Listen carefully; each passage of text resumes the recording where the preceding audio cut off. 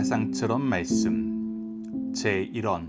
이에 예수께서 이르시되 아버지 저들을 사하여 주옵소서 자기들이 하는 것을 알지 못함이니이다. 2원. 예수께서 이르시되 내가 진실로 내게 이르노니 오늘 내가 나와 함께 낙원에 있으리라 하시니라. 3원. 예수께서 자기의 어머니와 사랑하시는 제자가 곁에 서 있는 것을 보시고 자기 어머니께 말씀하시되 여자여 보소서 아들이니이다 하시고 또 그 제자에게 이르되 보라 내 어머니라 하신대 그때부터 그 제자가 자기 집에 모시니라. 4원. 제9시에 예수께서 크게 소리 지르시되 엘리 엘리 라마 사막다리 하시니 이를 번역하면 나의 하나님 어찌하여 나를 버리셨나이까 하는 뜻이라. 5원. 그 후에 예수께서 모든 일이 이미 이루어진 줄 아시고 성경을 응하게 하려 하사 이르시되 내가 목마르다 하시니. 6원. 예수께서 신 포도주를 받으신 후에 이르시되 다 이루었다 하시고 머리를 숙이니 영원히 떠나가시니라. 7원. 예수께서 큰 소리로 불러 이르시되 아버지 내 영혼을 아버지 손에 부탁하나이다 하고 이 말씀을 하신 후 숨지으시니라. 아멘.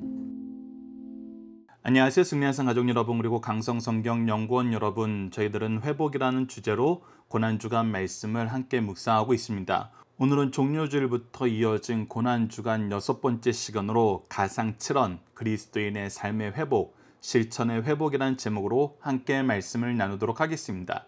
이번 회복이란 주제로 함께 나누는 고난주간 말씀은 오늘로써 고난주간은 끝나지만 부활절 말씀까지 하나를 더 함께 나누는 시간을 갖도록 하겠습니다. 가상처럼 말씀을 함께 묵상하는 시간을 갖도록 하겠습니다. 화면을 보시거나 교재를 보시면은 옆에 설명을 적어 놓은 것을 통해서 어떻게 나누었는지 여러분들께서 확인하실 수 있을 것입니다.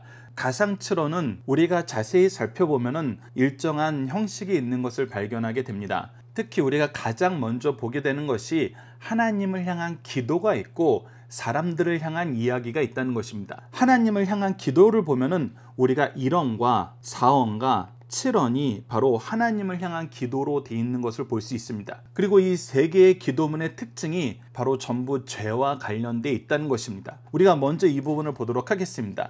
누가복음 23장 34절 전반전에 나타나 있는 1원의 내용을 보면은 무엇이 기록되어 있습니까? 이에 예수께서 이르시되 아버지 저들을 사하여 주옵소서 속죄의 기도가 있습니다. 그러면서 뭐라고 합니까? 자기들이 하는 것을 알지 못함이니이다. 즉 저들이 얼마나 잘못된 일을 하고 있는지 알지 못하는 저들의 죄를 사하여 주시옵소서. 그래서 죄의 문제에 대해서 예수님께서 가장 먼저 관심을 갖고 이 일을 해결하려 하신다는 것을 볼 수 있습니다. 우리가 4원을 보면 이것이 좀 더 확실하게 나타납니다.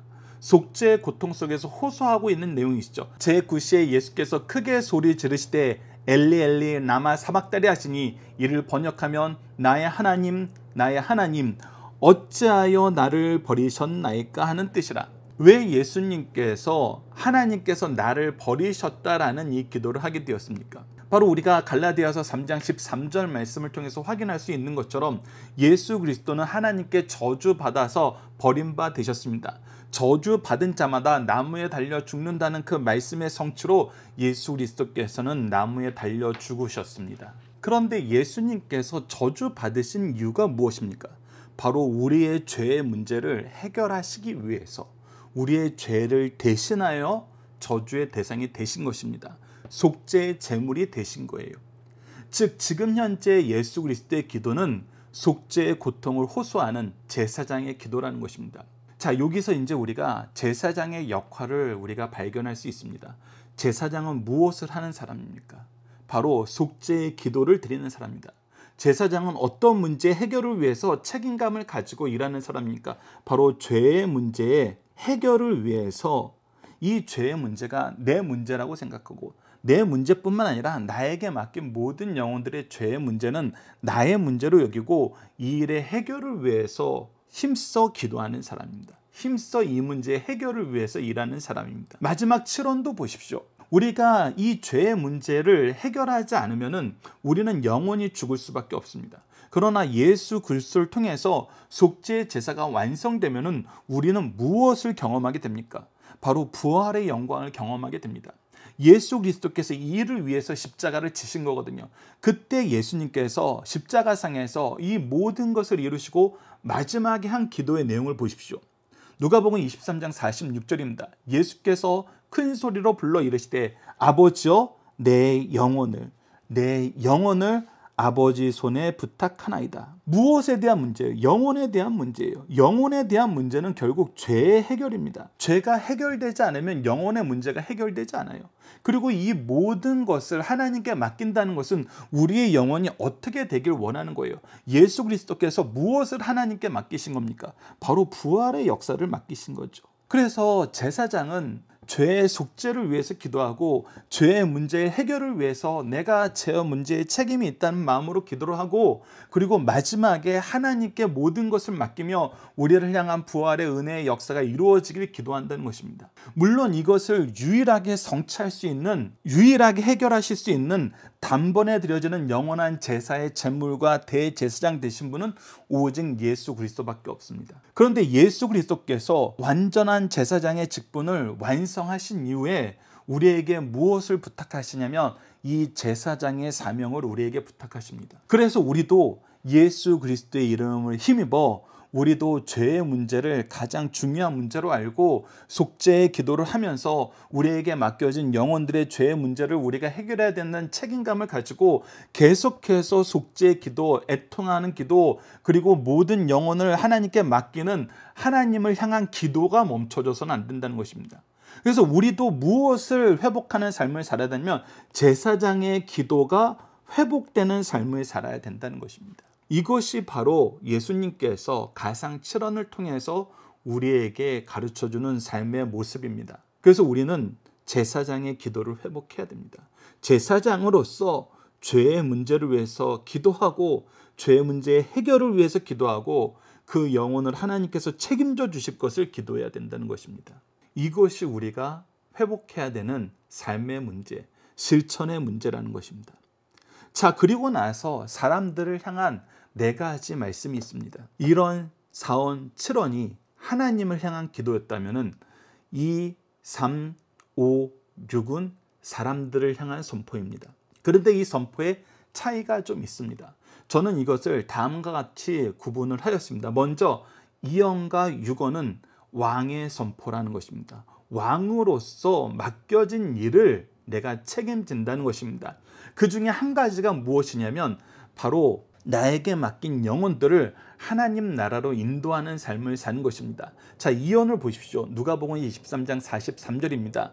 예수께서 이르시되 내가 진실로 내게 이르노니 오늘 내가 나와 함께 낙원에 있으리라 하시니라. 즉 우리가 잘 알다시피 예수님 좌우편에는 2 강도가 십자가에 같이 달렸었습니다. 그러나 한 강도는 예수님이 그리스도면 우리도 같이 구원해 보라고 예수님에게 헌담을 했고, 한 강도는 예수께서 죄가 없으신 분이고 예수님이 하신 말씀은 다 옳았고, 그래서 예수님은 죄 없으신 분이 십자가에 지셨기 때문에 우리와 다르다 그러고 부탁을 합니다. 낙원에 이를 때 나를 기억하여 주옵소서. 그때 예수님께서 무엇을 선언하십니까? 바로 낙원에 있음을, 하늘나라에 있음을 선언해 주십니다. 이것은 하나님께서 세우신 왕의 모습임을 발견할 수 있습니다. 우리가 이것을 어디서 발견할 수 있냐면 역사서라고 기록되어 있는 열왕기상하, 역대상하를 보면은 하나님께서 기뻐하시는 왕과 하나님께서 가증히 여기시는 왕에 대해서 계속해서 한 사람을 들어서 설명을 해줍니다. 근데 어떤 사람이 하나님이 보시기에 기뻐함을 입은 왕이냐면 바로 하나님의 전으로 예배하는 자리로 우리를 인도하는 사람이 하나님이 보시기에 기뻐하는 왕이었습니다. 오직 하나님을 찬양하게 하고 하나님을 바라보게 하고 하나님을 인정하게 하고, 그래서 나는 왕이 아니라 하나님의 종으로서 하나님의 왕권을 대행하는 충성된 종이 되길 원하는 사람들이 바로 하나님이 보시기에 기뻐하는 왕이었어요. 그 대표 주자가 바로 다윗이었죠. 그래서 왕은 하나님의 나라의 사람들이 잘 들어가도록 인도하는 사람입니다. 그래서 우리가 예루살렘의 모습을 봐도 놀라운 게 있는데, 예루살렘의 모습을 보면은 성 중앙에 가장 높은 곳에 성전이 있습니다. 놀라운 것은 왕의 궁전이 먼저 완성된 걸 우리가 알잖아요. 다윗성이 먼저 완성되었고 다윗의 왕궁이 먼저 완성되었습니다. 그런데 구조를 보면은 왕의 성이 어느 길목을 지키고 있냐면 하나님의 성전으로 올라가는 길목을 지키고 있습니다.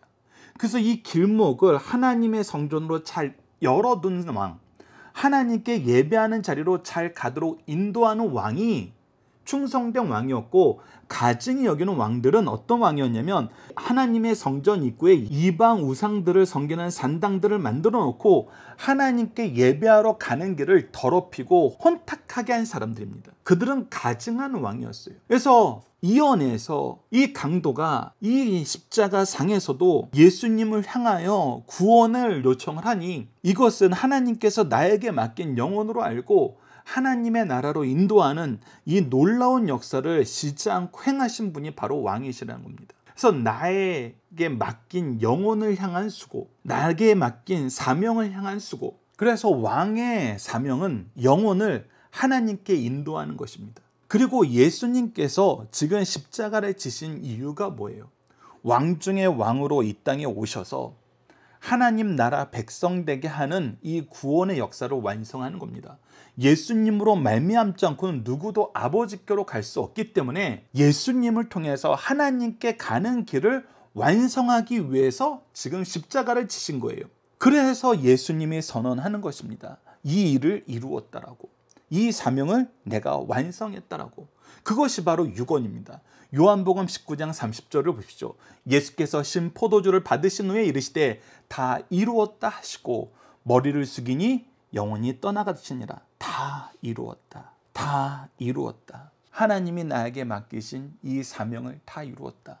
나에게 맡긴 영혼들을 위해서 내가 가야 될 길을 다 갔다. 그리고 이제 마지막이, 이미 여러분들 신앙생활 오래 하신 분들 알겠지만 제사장이 나왔고 왕이 나왔습니다. 그럼 남은 한 가지 직분이 무엇입니까? 바로 선지자의 직분입니다. 즉 예수님께서 우리의 삶 속에서 회복시켜야 되는 삶의 모습을 무엇이라고 하는 거냐면, 하나님이 세우신 제사장으로, 하나님이 세우신 왕으로, 하나님이 세우신 선지자로 이 땅을 살라는 것입니다. 그래서 선지자의 의무는 무엇입니까? 하나님의 말씀을 선포하고 말씀을 이루는 것입니다. 하나님의 말씀을 있는 그대로 우리에게 가르쳐주고 그 있는 그대로의 삶의 모습이 무엇인지 가르쳐주는 것입니다. 그래서 잠언을 보면은 율법의 가장 핵심인 하나님을 사랑하고 인간을 사랑하는데 그 인간 관계에서 가장 핵심인 계명을 이루시는 예수님의 모습을 보여주고 있습니다.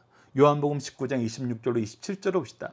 예수께서 자기 어머니와 사랑하는 제자가 곁에 서 있는 것을 보시고 자기 어머니에게 말씀하시되 여자여 보소서 아들이니이다. 내가 십자가에 달려있지만 이 어머니를 섬기는 것, 부모님을 공경하는 것, 이것이 하나님께서 우리에게 주신 질서이기 때문에, 명령이기 때문에, 뜻이기 때문에 그 의무를 다하려 하십니다. 그리고 어떻게 합니까? 그 의무를 다하기 위해서 또 그 제자에게 이르시되 보라 내 어머니라 하시는데 이제 내가 나를 대신해서 너의 어머니로 모셔달라. 그래서 우리가 부모님을 공경하라는 이 율법을 이루자.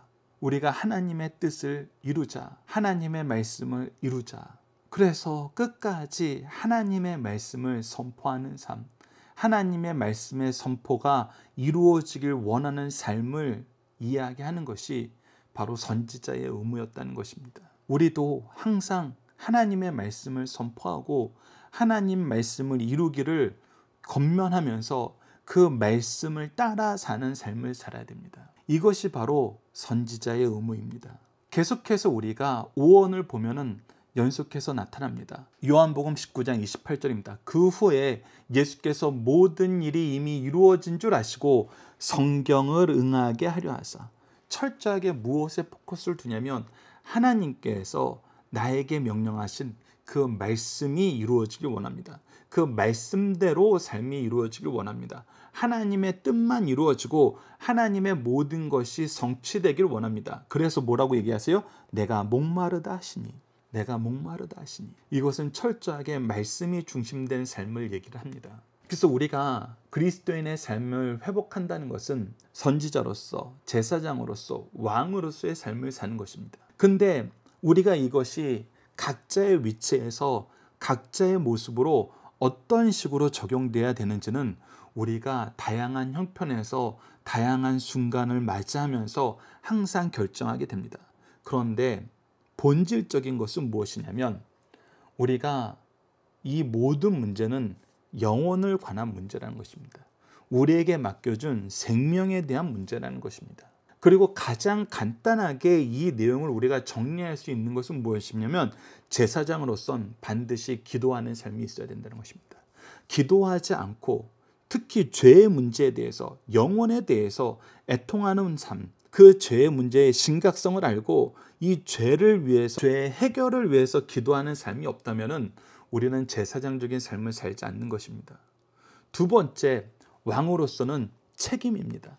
영혼을 향한 책임입니다. 특히 나에게 맡겨진 영혼을 위한 책임, 나에게 맡겨진 사명을 향한 책임이 있어야 됩니다. 이 책임을 위해서 우리가 최선을 다하는 것입니다. 우리에게 주신 모든 것으로 이 책임을 지는 것입니다. 책임을, 직분을 수행하는 것입니다. 그리고 마지막 선지자로서는 말씀의 선포가 있어야 됩니다. 특히 우리 가문에, 나의 인생에, 우리 교회에 하나님의 뜻으로서 우리에게 주어주시고 성취하신 하나님의 말씀이 있습니다. 이것은 우리가 반드시 우리 자녀에게 계승할 줄 알아야 됩니다. 우리 교회에서 중요하다고 가르치는 신학적인 내용이 말씀을 토대로 선포되어 있으면 우리가 그 말씀도 선포하고 그 신학적인 내용도 우리가 설명할 줄 알아야 됩니다. 우리 승리한상 같은 경우는 무엇이 표입니까? 영생의 말씀을 누구에게 배워? 누구에게 가르칠 것입니다입니다. 그래서 우리는 영생의 말씀을 누구에게 배웠는지 우리 신앙의 계보를, 이 계보라는 것은 결국 무엇입니까? 하나님이 날 위해 준비해 놓은 하나님의 일꾼들의 역사를 보는 것입니다. 그리고 나에게 맡겨진 영혼들을 위해서 나 또한 말씀의 수고를 하는 것입니다. 왕으로서, 선지자로서, 제사장으로서 내가 이것을 내게 맡겨진 영혼들에게 계승하는 삶을 사는 것입니다. 그래서 우리 가운데 말씀을 전하지 않아도 되는 사람은 있을 수가 없습니다. 왜? 우리의 삶 속에 하나님은 항상 말씀 주시고 말씀이 성취되는 것을 경험하게 하시고 말씀이 성취를 통해서 이 말씀을 또 우리에게 맡겨진 영혼들에게 전하라 하시기 때문입니다. 그래서 우리가 주제로 삼는 것이 구속사의 능력 있는 일꾼이 되는 것입니다. 구속사의 능력 있는 일꾼이라는 것은 내가 세상적으로 높아져서 나의 모든 것이 하나님의 자랑이 되는, 그래서 나도 영광받고 하나님이 영광받고, 그런데 그 중심에는 내가 먼저 영광받는 것이 자연스럽게 녹아나는 그런 것이 아니라 우리가 제사장의 기도를 쉬지 않고 왕의 책임을 다하고 선지자로서 말씀을 선포하는 것을 쉬지 않는 것, 이것이 그리스도인의 삶의 회복, 실천의 회복의 중요한 모습이라는 것입니다. 이것이 예수님이 십자가상에서 이루어졌다는 것에 여러분들 주목하십시오. 예수님이 가장 영광스러우실 때, 공생의 기간 가장 영광스러우실 때에는 호산나 찬양을 받으시면서 예루살렘에 입성하셨을 때입니다. 그런데 예수님께서 예루살렘에 입성하실 때 우리에게 보여준 모습은 무엇입니까? 가장 낮아지고 낮아지고 낮아지고 낮아지는 모습이었습니다. 그리고 어찌 보면은 우리 인간적인 개념을 볼 때는 가장 비천에 처하신 상황이 지금 십자가 죽으심입니다. 실제로 낮아지심의 가장 밑단에 있는 것이 십자가의 죽으심입니다. 그런데 그때에도 예수님은 우리에게 그리스도인의 삶의 모습을 보여주셨습니다. 제사장의 기도가 무엇인지, 왕의 책무가 무엇인지, 선지자의 의무가 무엇인지, 이것을 우리가 기억하면서 다시 한번 말씀을 통해서 이 내용을 우리가 정리해보는 시간을 갖도록 하겠습니다. 자, 이제 제사장의 기도를 우리가 잘 요약해서 설명해 준 말씀, 로마서 8장 34절을 봅시다. 누가 정죄하리요? 죽으실 뿐 아니라 다시 살아나신 이는 그리스도 예수시니 그는 하나님 우편에 계신 자요 우리를 위하여 간구하시는 자니라. 우리가 예수 그리스도의 대속의 죽으심으로 말미암아 죄에 의한 정죄는 이제 우리에게 없습니다. 우리도 예수님을 본받아 제사장의 기도를 드리는 사람입니다. 그래서 누구를 정죄하는 삶을 사는 것이 아니라 예수님께서 죄의 문제를 해결해 주시니 우리는 예수님처럼 제사장적인 강구를 하는 지도자, 부모가 되길 원하는 삶을 살길 부탁드립니다. 두 번째는 왕의 책임을 다하는 모습입니다. 요한복음 6장 37절로 39절을 보시죠. 아버지께서 내게 주신 자는 다 내게로 올 것이요. 즉 나에게 주신 자가 우리가 누구인지를 알아야 됩니다. 나에게 주신 자는 누구인가? 나에게 주셨기 때문에 내게로 왔다는 거예요. 1차적으로는 나의 자녀들, 나의 자손들이에요. 그리고 우리는 이 영혼들을 어떻게 해야 돼요? 예수님처럼 내게 오는 자를 내가 결코 내쫓지 아니하리라. 결코 내쫓아서는 안 돼요. 그리고 그들에게 우리가 보여줘야 되는 것은 무엇이냐면 내가 하늘에서 내려온 것은 내 뜻을 행하려 함이 아니요 나를 보내신 이의 뜻을 행하려 함이니라. 그래서 우리가 그들에게 보여주는 것은 하나님의 뜻을 행하는 거예요. 내가 원하는 것을 이루게 하기 위해서 내 자녀들에게, 나에게 맡긴 영혼들에게, 내 제자들에게, 성도들에게 무엇인가 의도를 가지고 하는 것이 아니라 하나님께서 나에게 맡긴 영혼들에게 하나님의 뜻을 가르쳐주고 하나님의 뜻을 행하는 거예요. 계속해서 봅시다. 나를 보내신 이의 뜻은 내게 주신 자 중 내가 하나도 잃어버리지 아니하고 마지막 날에 다시 살리는 이것이니라. 즉 우리가 우리에게 맡긴 영혼을 포기하지 않는 것, 이것이 우리가 이 세상을 왕으로서 책임지는 삶을 사는 것이라는 것입니다. 우리가 때로는 자녀도 포기할 때가 있어요. 형제도 포기할 때가 있어요. 부모도 포기할 때가 있어요. 그러나 우리가 예수 그리스도의 죽으신 가운데서 보게 되는 것은 포기하지 않으셨다는 거예요. 잃게 하지 않으신다는 하나님의 역사를 신뢰하고 하나님께 맡기는 삶, 그래서 끝까지 책임지는 삶을 사는 것입니다. 이것이 우리에게 너무나 중요하다는 것입니다. 세 번째는 바로 선지자로서 말씀을 선포하는 삶을 사는 것입니다. 요한복음 17장 8절을 보시죠. 나는 아버지께서 내게 주신 말씀들을 그들에게 주었사오며. 우리에게 주신 말씀은 우리가 다 줄 수 있어야 돼요. 우리에게 맡긴 영혼에게 우리로 하여금 전하게 하신 말씀이 있어요. 하나님의 말씀은 교회 지도자들이 알아서 해주겠지 하는 거 아닙니다. 교회 지도자들을 통해서 주시려고 하시는 말씀도 있고 부모인 우리를 통해서, 선배인 우리를 통해서, 형제인 우리를 통해서, 자녀인 우리를 통해서도 하시려는 말씀이 있어요. 그것을 우리가 온전히 전하는 것입니다. 그들은 이것을 받고 내가 아버지께로부터 나온 줄을 참으로 아며 아버지께서 나를 보내신 줄을 믿었나이다. 그래서 이 말씀의 역사로 제자들이 예수님을 믿을 수 있는 것처럼 우리들이 이 선지자의 역할을 바로 할 때 우리 자녀들이, 우리 제자들이, 나를 통해서 이 말씀을 공급받는 모든 사람들이 우리가 그들을 위해서 준비한 하나님의 일꾼이라는 인정을 하게 돼요. 그것이 우리가 영적인 가족이 되는 것입니다. 영적인 부모와 자식이 되는 거예요. 스승과 제자가 되는 것입니다. 이것이 이루어지는 것이 교회이고 이것이 잘 이루어지는 것이 신앙의 명문가입니다. 그래서 하나님께서 우리에게 강하게 경고하신 것이 있습니다. 이 말씀에 대해서는 이 경고를 우리가 허투루 여겨서는 안 됩니다. 계시록 22장 18절에서 19절입니다. 내가 이 두루마리의 예언의 말씀을 듣는 모든 사람에게 증언하노니 만일 누구든지 이것들 외에 더하면 하나님이 이 두루마리에 기록된 재앙들을 그에게 더하실 것이요 만일 누구든지 이 두루마리의 예언의 말씀에서 제하여 버리면 하나님이 이 두루마리에 기록된 생명나무와 및 거룩한 성의 참여함을 제하여 버리시리라. 그래서 우리는 말씀이 있는 그대로 전부가 전달되도록, 빠짐없이 전달되도록, 가감없이 전달되도록 노력하는 삶을 살아야 돼요. 우리가 가정예배를 강조하는 이유가 그것입니다. 가정예배는 여러분들 이 말씀의 역사를 우리 가문에게 충만하게 하는데, 우리 교회에 충만하게 하는데, 그래서 우리 자녀들이 하나님과 동행하는 삶을 충만하게 하는데 가장 좋습니다. 오늘 우리가 목사님께 들은 말씀을 집에 가서 내가 적은 말씀과 가정예배로 준비된 말씀을 비교하여 보고 조금만 연구하면은 그날 밤에 우리가 자녀들과 다시 말씀의 교제를 나눌 수 있습니다. 말씀의 교제는 자연스럽게 기도의 교제로 이어집니다. 기도의 교제는 당연히 영적인 연합으로 이어지고 영적인 열매를 주고받는 것으로 이어집니다. 그래서 우리가 영적인 책무를 다하게 만듭니다. 여러분들이 그리스도의 삶의 회복에서 이 실천을 회복하시기 위해서는 가정예배를 회복해 주시길 부탁드립니다. 여러분들이 가정예배를 그래도 좀 더 수월하게 드릴 수 있도록 승리한 삶은 항상 준비하고 있습니다. 이 부분을 여러분들이 주목하여 보시고 기도로, 말씀으로 영적인 책임을 다하시면서 선지자로, 제사장으로, 왕으로서의 삶의 실천이 여러분과 여러분이 소속된 모든 교회에 충만하시길 기도합니다. 자, 이제 암송 고백 결단 기도 훈련을 나눠보도록 하겠습니다. 오늘 본문 말씀을 통해서는 제사장적인 기도가 우리의 삶 속에서, 특히 새 생명을 위한 기도가 우리 삶에서 가장 활발하게 이루어지길 원하는 마음으로 누가복음 23장 46절을 선택했습니다. 예수께서 큰 소리로 불러 이르시되 아버지, 내 영혼을 아버지 손에 부탁하나이다 하고 이 말씀을 하신 후에 숨지시니라. 아멘. 오늘 본문 말씀을 통한 믿음의 고백 결단은 다음과 같습니다.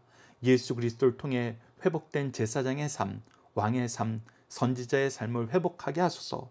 오늘 본문 말씀을 통해서 우리가 함께 기도 훈련을 나누기를 원합니다. 기도는 다음과 같이 5단계를 통해서 우리가 훈련하고 있습니다.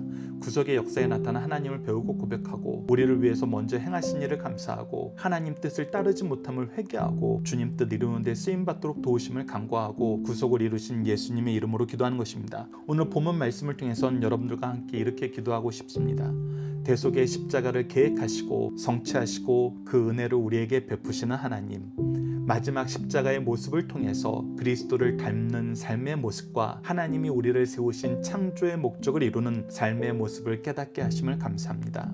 이미 이 직분을 회복시키신 하나님의 십자가의 대속과 부활의 능력이 우리에게 있는데 여전히 깨닫지 못하고 인정하지 못하고 의지하지 못함을 용서하여 주소서. 이제 제사장의 기도를 회복하게 하시고 왕의 사명을 완성하게 하시고 말씀을 선포하고 말씀의 덕을 이루는 선지자가 되도록 도와주소서. 예수님 이름으로 기도드립니다. 아멘. 감사합니다.